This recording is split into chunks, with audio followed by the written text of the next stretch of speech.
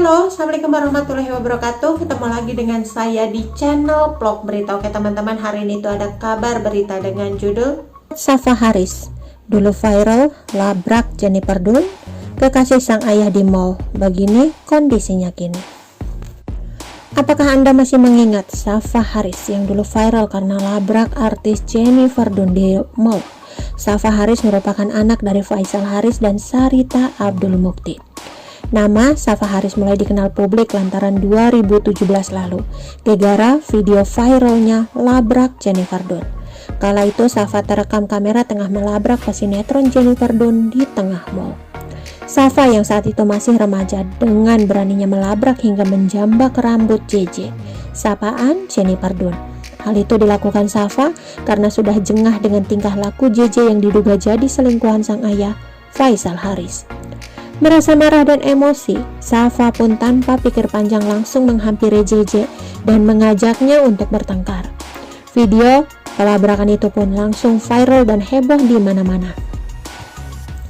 Sampai akhirnya isu perselingkuhan itu benar-benar membuat rumah tangga orang tua Safa retak. Sarita Abdul Mukti telah resmi cerai dari Faisal Harris pada November 2018 silam. Kendati begitu, Safa ternyata tidak pernah menyesal sudah melabrak JJ. Dilansir dari makassar.tribunnews.com, hal itu disampaikan langsung saat ditanyai Melanie Ricardo di YouTube pada Selasa 3 Desember 2019 lalu. Aku gak pernah menyesali perbuatanku ke dia. Aku malah menyesali apa yang aku lakuin ke dia, imbuhnya Safa. Hal itu pun membuktikan kalau Safa memang masih menaruh dendam pada istri ayahnya itu. Bahkan meski kini JJ sudah jadi ibu tirinya, Safa tetap tidak suka dengan Jennifer Dunn. Kebencian Safa pada JJ ini pun terlihat pula dari panggilan yang ia berikan. Melansir tayangan YouTube Mob Channel pada Selasa 7 Januari 2020, Safa secara terang-terangan membongkar panggilan sayangnya kepada Dede. Hal itu terjadi saat pembawa acara menanyakan apa panggilan Safa untuk ibu tirinya itu. Manggilnya Jennifer Dunn.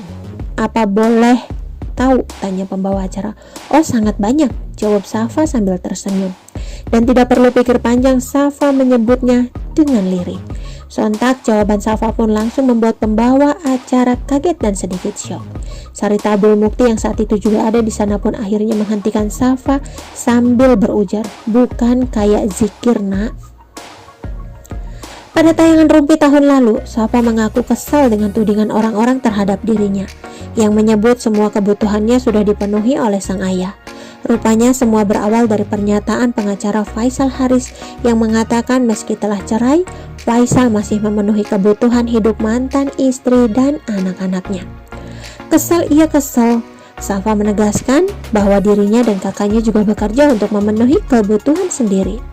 Feni Rose selaku pembawa acara pun menanyakan soal aset dari sang ayah buat dirinya dan saudara-saudaranya. Safa tak menampik bahwa sang ayah memberikan sejumlah aset padanya, namun sebagai investasi jangka panjang. Feni Rose kemudian memutarkan video ketika pengacara Faisal Harris menjadi bintang tamu di program itu. Dalam video tersebut, sang pengacara menyebutkan sejumlah aset yang diberikan Faisal Harris pada buah hatinya termasuk Safa. Pengacara juga mengatakan memberikan uang bulan dan mobil kepada masing-masing anak. Feni Rose pun kembali bertanya apa benar Safa tidak mau terima uang dari ayahnya. Safa mengatakan kadang-kadang menerima pemberian ayahnya. Usai orang tuanya bercerai, Safa lebih memilih tinggal dengan sang ibunda Sarita Abdul Mukti dan 3 saudaranya.